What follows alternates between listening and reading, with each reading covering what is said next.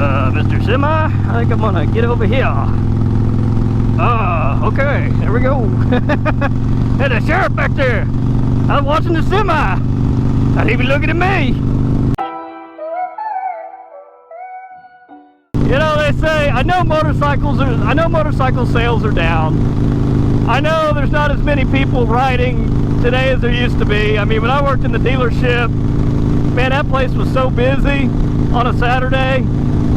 I mean, we had to hire a fourth salesman. I'll tell you about that story. That fourth salesman was me for Saturday.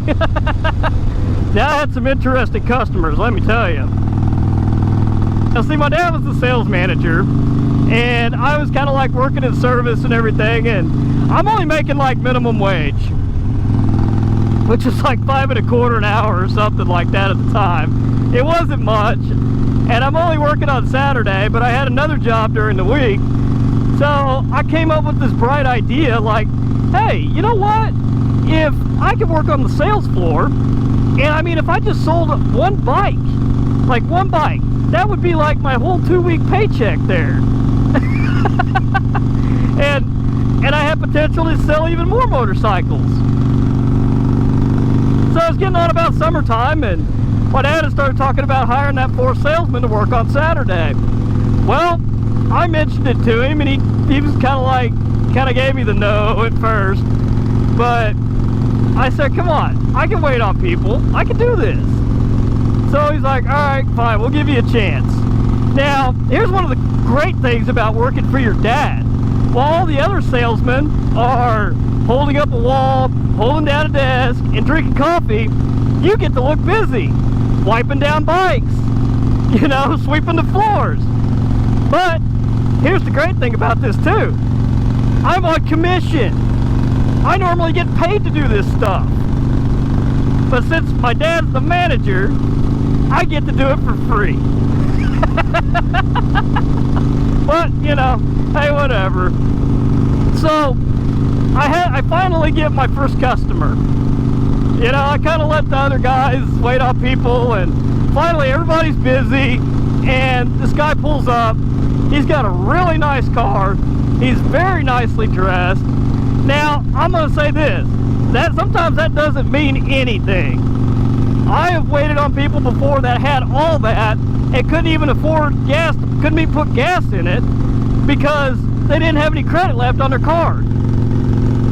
And then I have seen instances where the guy pulls up in an old Ford pickup truck that's just beat up, looked like it's been to hell and back, wearing dirty stained overalls, and he comes in to buy some four-wheelers and he says, I'll take 6 of them, and pulls $100 bills out of the front.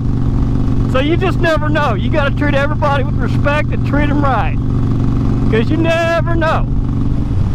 So anyhow, this guy comes up to the, he goes out on the used lot, and I'm like, you know, I give him a minute to kind of look around. I walk out, greet him, and introduce myself, and, you know, ask him if I could help him find anything today, and he goes, well, I'm actually interested in buying a new sport bike. I was like, oh, like a brand new one, or are you looking for used? And he's like, well, I don't know, I thought I'd look at the used ones first, if you got anything I like. And so we had like a, what we have out there? We had an old YZF, no, not YZF, FZR 600. No, it wasn't FZR. No, YZF 600, not an R6. This was the precursor to the R6. And then we had a, I want to say like a Kawasaki ZX6 E model. It was a 600 Ninja before the R model that looked like the ZX11, if that made any sense. Anyhow, forget it. So, we go inside, and I'm showing him like the Suzuki 600 Katana, the GSX-R 600, and we had a ZX6 R there. Keep in mind, these were like late 90s, 2000 models, somewhere in there. And so, I went ahead and showed him the E model that we had. It was a different color. I don't know, maybe if he'd be interested in that or not, but so anyhow, we ended up settling on the GSX-R 600. They got a blue and white one. The old from the SRAD days, the Suzuki Ram Air Direct. Back when the 750 was just killing everybody. But he got the 600. And so I've kind of got a desk like kind of in the corner over there and everything, and the showroom's full of people. salesmen are over there waiting on 2 or 3 people, and at one time trying to close deals, trying to get things going. And you know, we're sitting over there doing some paperwork, and it comes down to, I asked him, I said, so what do you do for a living? And without missing a beat, he wasn't even smiling. He goes, I sell drugs. And I was kind of looking at him like, what? And now bear in mind, at this point, the whole showroom kind of got, like the noise level in the showroom went down like from a 10 to a 3. And everybody's kind of looking at us, and he starts laughing. He goes, I'm a pharmacist. He said, I sell over the counter, not under the counter. I was like, oh God. I mean, this guy was a character. And so he starts to leave, and you know, we get all this paperwork done and everything, gets the helmet, and you know, he goes home and he leaves for a little while, gonna go get some lunch, come back later that day with a buddy of his, and so he could, you know, get his bike and not have to worry about his car and all that stuff. So he comes back later in the day, and we finish up a few things. I get his bike all ready for him, and oh yeah, that was the other benefit. Alright, that was the other like wonderful benefit of being in sales, was the guy in the back that normally got the bike prepped and ready for the customer. Well, he was working the sales floor, so guess what? I had to go back and do it myself, along with all the other salesmen's bikes. But you know, hey, that's what you get. You know, you got to learn somehow, some way, somewhere. I think I'm gonna pass this guy. Yep. I gotta get around this guy. Speedy! Not really. Close course, Mexico. But so anyhow, you know, he starts to, you know, I get him all set up and ready to go, and he's getting ready to leave. Now, granted, you know, I talked to him about riding experience. You know, he's like, oh yeah, I've rode before, I had this, that bike, and I'm like, okay, cool, you know, so I'm not putting you on anything that's gonna kill you and it's gonna weigh on my conscience and all that fun stuff. So anyhow, he starts getting ready to leave, man. He's having a little trouble with the clutch, this and that. I'm kind of wondering, you know, is this just a new bike, or has he not rode in a while? Or I'm like, ah, man. But anyhow, he gets out of the parking lot okay, everything's good.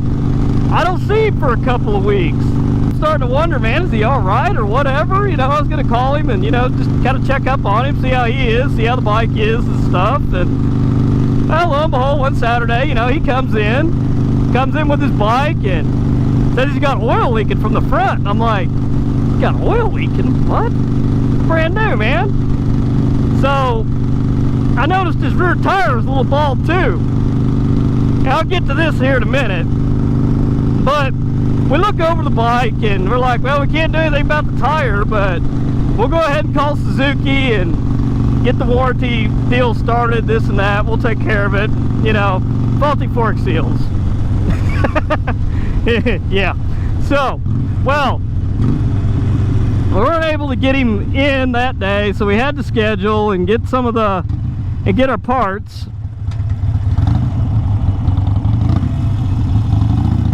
But we got him scheduled up, we got parts, and so when he goes to leave,